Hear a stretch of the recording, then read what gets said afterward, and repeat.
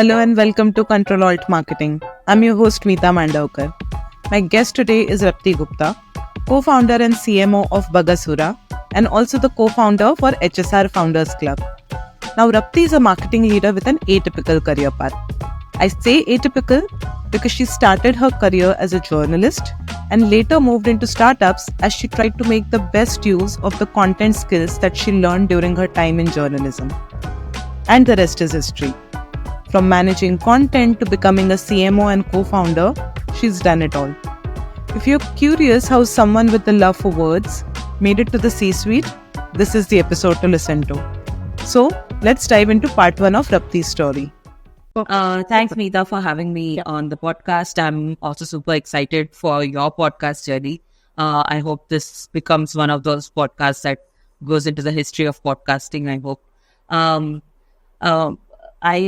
I'm really, really happy to be able to share my journey with you today on the podcast. I'll just give you a little bit of an overview into what I do and what my journey has been, right?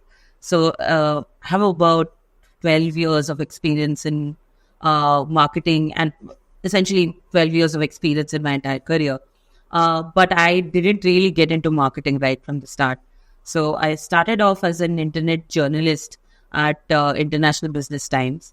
And, I spent about 2 years there.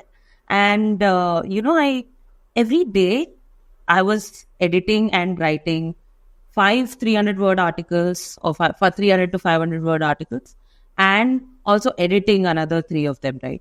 So I think I got a head start on how should we be spotting the right kind of content that works, how headlines work, how content works, how editing works, how writing works, and how hooks should be designed, how leads should be designed, etc. Right?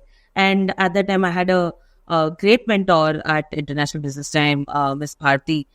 She had worked at Brand Equity and a whole bunch of other great publications. I was very, very thankful for being able to be her mentee at that point. Doing that for about 2 years every day, writing and editing 6-7 articles every day, I think it just made me super efficient in writing content, right? And this was around the time in Bangalore when the startup scene was just booming, right? Around 2014-ish, around that time. And, very early on, I figured out that while I really enjoy writing and while I really enjoy content in general, I did not want to pursue journalism as a full-time career because honestly, I figured out very quickly that there's not much money to make in internet journalism at that point, right? And you got to make money, right? So at that time, I joined an early stage startup after 2 years of my stint at International Business Times.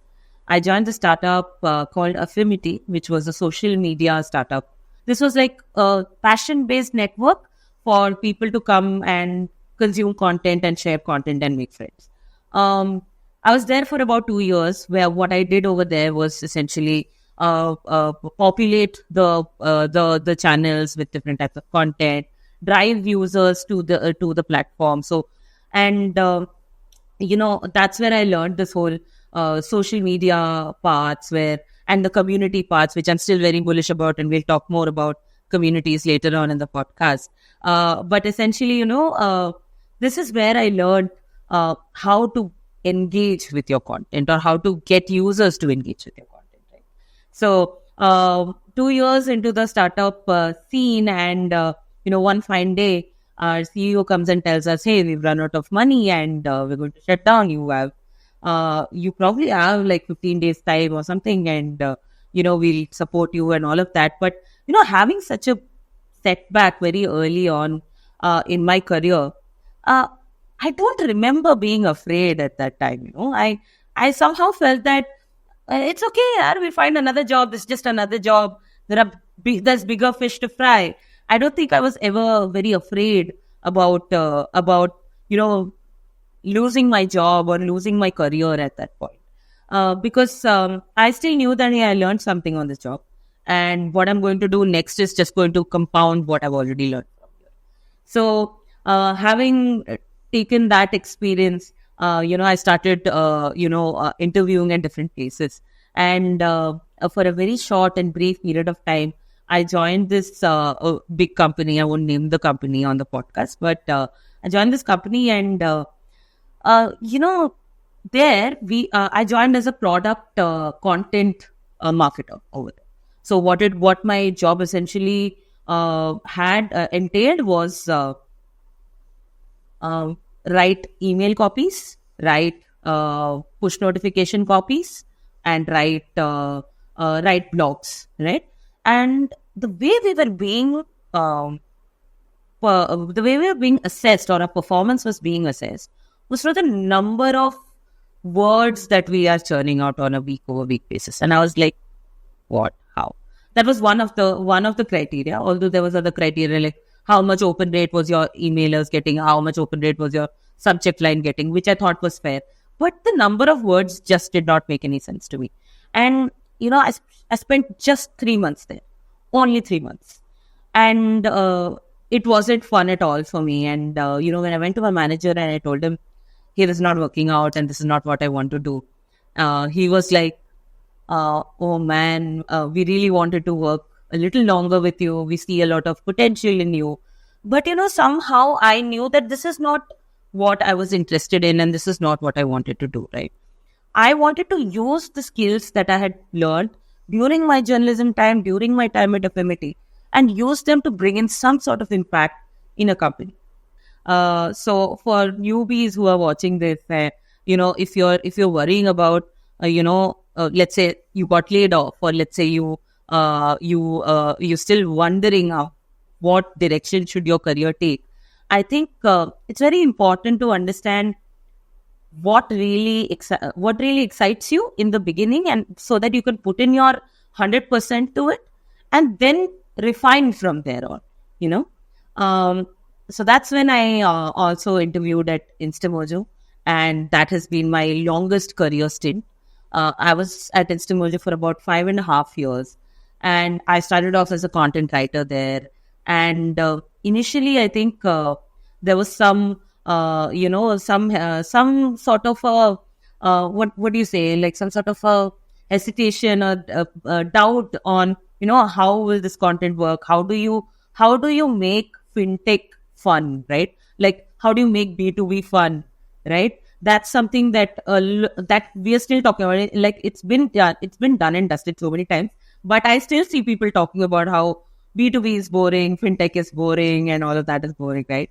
So I think there was a lot of hesitation and doubt, and there was just a general thing of confusion, like, how is this going to be fun? How is she going to make this fun, right? And uh, you know what we did at that time was just we just got like a bunch of us, like it was my SEO head, it was me, and my growth head. The three of us, we just got into a room, and of course our CEO was also there at that time. So the few of us, we got into a conference room and we started bouncing ideas off each other. Like, what should we do? How should we, think about educating SMEs about how they should run their businesses? And from there we came into starting a newsletter, which is the SME Wrap. I think it still runs. We had about, by the time I left Instamojo, we were about 2.53 lakh subscribers with about 20% open rates, right? And essentially what the SME Wrap was having a fun twist, or giving a fun twist to any latest news or latest developments that was happening in the business world. The biggest example, GST, right? So when GST was coming out, and I think all of us, I know that a lot of us still don't understand GST, but for smaller businesses, it was even more difficult to wrap their heads around because it was pretty complex. And you also didn't know who qualified for what kind of GST should you be filing based on the type of business that you are, etc. Right? So what we did was we actually, wrote an edition where it's a conversation between Gabbar from Sholay and Samba, right? Like, "Arey oh Samba, kitne aadmi the?" So a take on that, like, अरे ओ सांबा कितने GST के tiers थे. So those kind of things. It also helped that the user was very familiar with Hindi speaking and pop culture references really worked with them. So, we sent out editions like that. Another memorable edition was that every time the budget came out in February, March of the financial year, we would always do a live capture and a live stream of the budget and take out only the parts that were applicable to the SMEs or our user base, right? So there was this one edition that we sent from the name of Nirmala Sitaraman. The from name was Nirmala Sitaraman. Yeah. And I think my CEO was also like, hey, why is Nirmala Sitaraman sending me a email? And he's opened it and he thought it was the SME rap, and he was like, what? He just had a good laugh. He called me and he told me like, ye must hai, we should do more of this, right? And in fact, it also kind of went a slight, not viral, but it got a few comments or shares even on Twitter, right? At that time, where people were like, this is such a great way to educate people about what's happening. And some of them were also pissed. They were like, you can't do this is wrong. But then at the end of the day, everybody understood that there is this newsletter that you go to for the right kind of advice or the right kind of business advice, right? And that's how we did a lot of experiments and content. I in fact even went on to build a e-learning product for Instamojo, which was a lead magnet for Instamojo. It's called Mojoversity. It's still live. You can still go and take free courses if you're a small business over there, which are self-paced. You can still take them. You get a certificate as well on the completion of that course.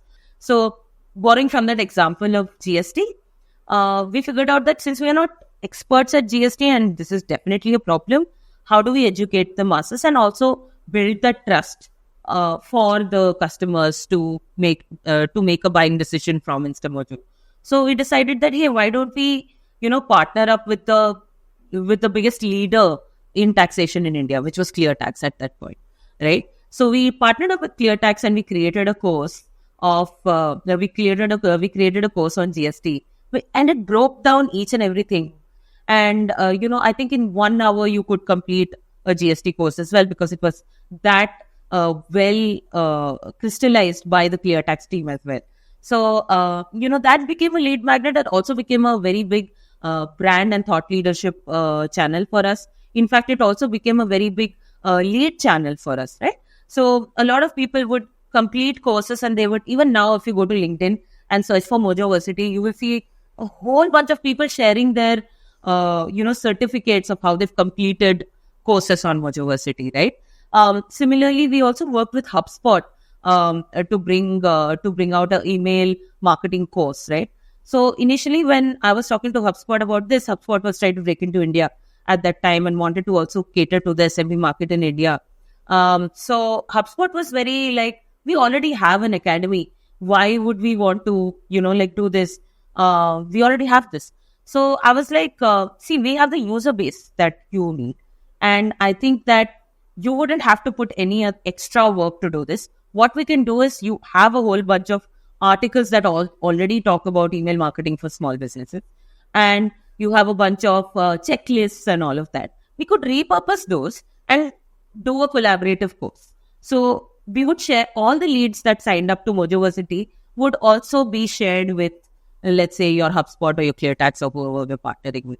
So it was a win-win situation for both the companies, right? Building a product for Mojoversity as well, and then going on to do a podcast as well during the lockdown. We would just connect with our customers on Zoom calls and do an audio podcast with this same earphones, and they were also on their same earphones. And the job was to bring out these great stories from tier 2 and tier 3 cities. And everything was a jugaad at that time during COVID as well, because there were quite a few challenges that we had to go through. Like I did not have access to get a mic from somewhere as well at that time. And because our apartment was in that hot zone quarantine where nothing could enter or go, and you would only have groceries delivered to you, right? and the budget that. So there were some issues, but work had to still go on, right? So we had to keep doing this. So we just said, like, let's make use of whatever we have, whatever resources we have, and let's get this done. So yeah, I think at Instamojo did a whole bunch of things. It was the most fulfilling experience of my career. Tried my hands at everything, right from content to branding to events to you name it, like even building a product. And there came a point during my time at Instamojo is that I started feeling a bit stuck. I also started feeling like I've been doing this and marketing to the same user base or working in the same industry for a very long time. And 5.5 years is a long time.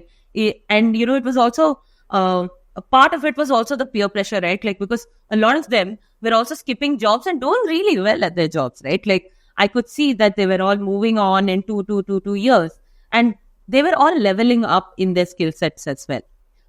So after 5.5 years, I was like, yeah, I think now I've hit my top level of this thing, the limit. Essentially, I've hit that limit where I couldn't. I think I should go and do something else. Probably explore a new market, explore a new demographics, explore something, right? Something new. So that's when I just started looking out for my other opportunities, and that's when Bugasura happened to me. Fun fact: I joined Bugasura as the head of marketing, right? Because that's the role that Pradeep and Avinash were. Pradeep is the CEO, Avinash is the CTO. They were looking for a marketing head. They were not looking for a co-founder. So Pradeep had this long Google form. It was very, very eccentric, not your regular average form. It had deeper questions like, right, have you ever failed in life? What keeps you up at night? Or some those kind of philosophical questions, right? And I really had a lot of fun filling that form. And I actually took time out to fill that form as well. So I filled the form, I hit submit, and I think 15 or 20 minutes later, I get a call from Pradeep. Yeah. And we started chatting, and we had a 2-hour long conversation. And we spoke about imposter syndrome. We spoke about my career. We spoke about his career. We spoke about his experiences. And, somehow it felt like, hey, this is the kind of person, and this is the kind of, culture that I want to be at. And also the product was very interesting to me for 2 reasons, right? It was a developer tool. It is a developer tool. And developers happen to be the hardest people to market to, the hardest demographics to market to. Most marketers will agree this, especially marketers who work at developer companies, right? And I was like, I want to do this. I want to take this challenge, and if I fail, I fail. It doesn't matter. But I want to take this challenge up, and I want to see how I do it this. Because that's the only way I could beat my own imposter syndrome. No amount of meditation or no amount of motivational talks or no amount of podcasts for that matter is going to break that imposter syndrome until you go and do the work and do the hard work, right? The hard skills are definitely necessary. Yeah, so I got hired at around October 2022. And in November, I did a product hunt launch. I did not wait for any time to start executing, right? Because for me, it was about, there were certain things that were set up, like who the ICP was set up, who we should be targeting, what the kind of what were the kind of accounts, what were the kind of size of companies, etc. That was pretty much set. But what was missing was a feedback loop of usage and the adoption part, right? So, and that's exactly why Pradeep and Avinash also needed a marketing head. The go-to-market needed to be accelerated. So, I was like, your product is ready. It's not in an MVP stage, or it's not in a very shaky stage. Why are we not launching it? So, what happened was, they had tried to do a product and launch earlier, but that didn't work out because the strategy for it was missing. So, what I did was, in November, I launched the product. I launched Bugasura on Product Hunt with a proper strategy in place. And I've spoken about my Product Hunt strategy in multiple other podcasts and other articles. We can link them down below probably. What happened was that we became product of the day, right? And we got a whole ton of reviews. We even closed some revenue from the product and launch, right? And I think that gave my founders my co-founders now, a lot of confidence about the product itself. And the fact that, hey, this can work, right? And I think since then, I have not looked back. We've kept on experimenting, doing some sort of experiments to understand and define the market, and also to keep building that repeatable predictability in the business, right? So that's something that we're still working on. That's something that we're still solving. But 6 months into my journey at Bugasura, I think what Pradeep and Avinash saw was the level of ownership that I worked on the product, right? And I think that was a very big motivator for them, and also a very big trigger for them to come and tell me that, hey, Rapti, I think we want to offer you this role. And I didn't immediately accept. I in fact took a couple weeks probably to think about it. I spoke to my peers as well who probably had similar journeys, and then I thought, yeah, let's do this. This is also something new. I want to take this risk. I want to take this plunge and see what happens. It doesn't matter if I fail. I think one thing that has been, sort of the baseline of my entire career is that I've not been afraid. I've been fearless. I've not been afraid to take those risks. And the minute that I start thinking about how I'm going to look, what is my reputation going to be? What am I going to learn? What if I lose my job? I've realized that the day I feel that way, that is the day I, sort of end my career. But there is a flip side to it. The flip side is that, in general, I'm a very scared person. Scared of becoming obsolete. The reason that I'm not scared of taking up or failing on something is because I'm really, really afraid of becoming obsolete at some point. All these years of hard work and all these years of pushing through multiple things and getting things done, what have they resulted to? Right? You want to essentially go to a point where you get some sort of insights and get some sort of learning from the point that you have reached at, right? So I think that's what keeps me going. And I think from that particular part where I feel that I should take more risks, I took this risk as well. And that's how I became the CMO at Bugasura. And yeah, we are still, the goal for this financial year for us is to become operationally profitable. And we're moving ahead on that. Yeah, that's how my journey has been. Firstly, so many wonderful things to unpack from everything that you've shared so far.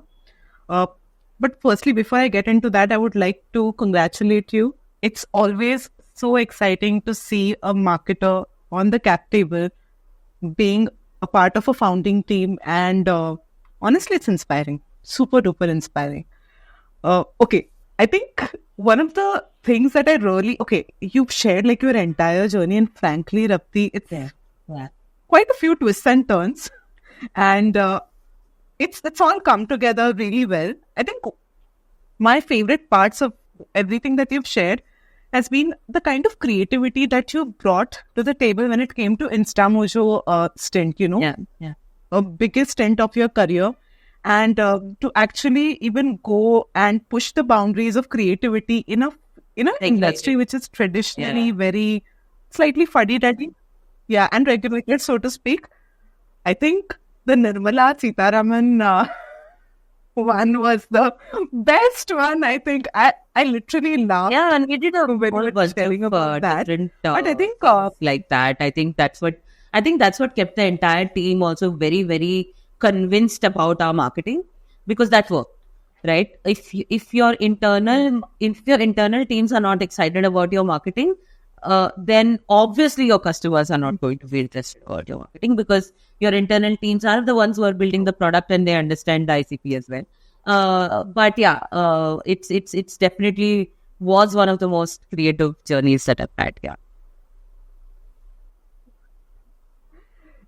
And I think, and once a secondary part of the whole journey that you shared, and that kind of comes across when you were even talking about the companies you worked with, has been the founding teams in general. Like they've been different as compared to a lot of setups that other marketers have experienced. Actually, I would like to understand one thing. So you've had, even when we spoke initially, you mentioned having a very distinct personal criteria in place when it came to making decisions about your career opportunities. Founder fit, market fit, like you mentioned about the competitive landscape. Is there someone like, who's operating in a good space? And the purpose of the company itself. I think one thing that I would really like to understand, and can we get into these factors a little more in detail? Because this is a career podcast, and I think our listeners would really find it helpful, to understand how to use these criteria when they're making their own. I'll tell you what my criteria was and why that was my criteria as well. So early on, I think when I started working at my journalism stint, right, there I think I understood. There I think I understood how the nitty gritties of it work, right? And I was working under a female mentor, and I realized that I needed to connect very deeply to my work to be able to give out my 100%. So I'm a very emotional worker. So I need to connect to the purpose. I need to connect to the greater good or the greater impact that the company can have on a single life or a single business, for me to be able to work over there, right? That was definitely one of my things, because again, very passion driven, right? I never thought of myself as an employee. I always thought of myself as an entrepreneur, even when I was working at any other company. Are my skill sets appreciated, or are they depreciating? I never wanted to be a depreciating asset. I wanted to be an appreciating asset. And I wanted my skills and my valuation and everything to go up over time. So I think that was one of the biggest reasons that I wanted to pick places where I can create impact with. So I did try my hands at the big company that I told you about, which I don't want to name, but because I didn't spend a lot of time there. I figured out that I'm not a good fit for slow-moving companies, or slow-moving cultures, or where there's a lot of red tape, or there's a lot of approval processes and all of that. I'm just restless in nature like that, where I wanted to do things fast, learn fast. I think that's something that I've always had. I wanted to fail fast. I wanted to learn fast. I wanted to, just pick up things, because for some invisible alarm clock, sort of hanging in front of me, where I'm like, "Nee, I want to do this. I want to do that. I want to pick this up. I want to see how this delights the user, or how this impacts the product," right? So that was definitely one of the reasons. And thirdly, I think the culture is very important for me. The kind of people that you spend, how much? 10 hours at work today, almost 10 hours at work today. You can say that you're spending 8 hours, but when you're going to office, you know that some of the other things are getting extended. You're either in meetings, or at least your brain is 10 hours at work. So you might as well surround yourself with people who are smarter than you, who are doing better things, who understand problem statements better than you, right? So that's something that I think was definitely a plus. And the third thing is that, is the market big enough for this product to flourish, right? And does the market have a big ass, demon to, sort of fight with? The David versus Goliath scene, right? Is there a Goliath in the market? And can you, being the David, go up or go against the Goliath, right? So I think for Bugasura, that was definitely the scene. I think when Pradeep came up with the vision for the product, the idea was that, everybody in the world uses Jira. Most enterprises also use Jira. But not a lot of technologists actually enjoy using Jira. Is it a very enjoyable experience? No. It's an experience because it's a legacy experience. It has been handed down like a memento of, or like a antique piece, over generations. And people are like, me as a marketer, I had to use Jira, and I was like, why the hell am I using Jira? I had a personal dislike for it as well, right? And that's what I thought, that there is a pull in this market. So how is it that there's this pull, or there's this pull factor which they have created, and this legacy that they've created? There's got to be some magic in the user, right? Not just the product, also the user, which is why the demography was also very interesting for me. See, the thing that I figured out about technologists, so like, for example, your CTOs or your engineering leaders, so they're very loyal people. What they generally are into is like, I want something no nonsense that's going to solve my problem. And if that solves my problem really well, I'm not going to spend a lot of time looking at other tools. And I'll tell you how things have changed in the market over time as well. Now, today, technologists are like, we build it by ourselves. We won't buy technology. We'll just build it by ourselves. It's that easy. Because it's that easy today, right? So, the whole, there's also this website called ifuckinghatejira.com. It's just got anonymous hate for Jira. Anonymous hate for Jira, right? You just press the button and you see why people hate Jira. That's a great starting point for us in terms of marketing, right? Like, why you should move away from Jira. But, while I worked with Bugasura, I also understood that the market, sure, there is a market. But I think there's a lot of scope for us to bring in Pradeep's testing skills into the product. Can we productify Pradeep's brain? I think that, and he's already done that with Mulya as a services company, which is Bugasura's parent company. Right now, I think the opportunity lies in the fact that, Pradeep's, the way that he thinks about testing, if we can productize that, combine that with the market pull of what Jira has created, with what the other incumbents, like there are other players, right? ClickUp, there's Monday, etc., which are project management tools. These all double up as bug trackers. And in most companies, product managers are doubling up their project management tools as bug trackers. But to explain the need for why you need a specific bug tracker, why you need an issue tracker, why you need a specific tool for testing and tracking and managing your bugs, I think that is the problem statement that we are trying to solve. And I think that's a very exciting space at this point. So far, it's looking really good, and, that's something that we're doing. So, coming back to my career choices, I think, yes, the founder fit, my own nature of what I want to do and how I want to challenge myself. And number 3, if the market's big enough, I think you should. I think those were my 3 criteria to, sort of pick up another role, a new role.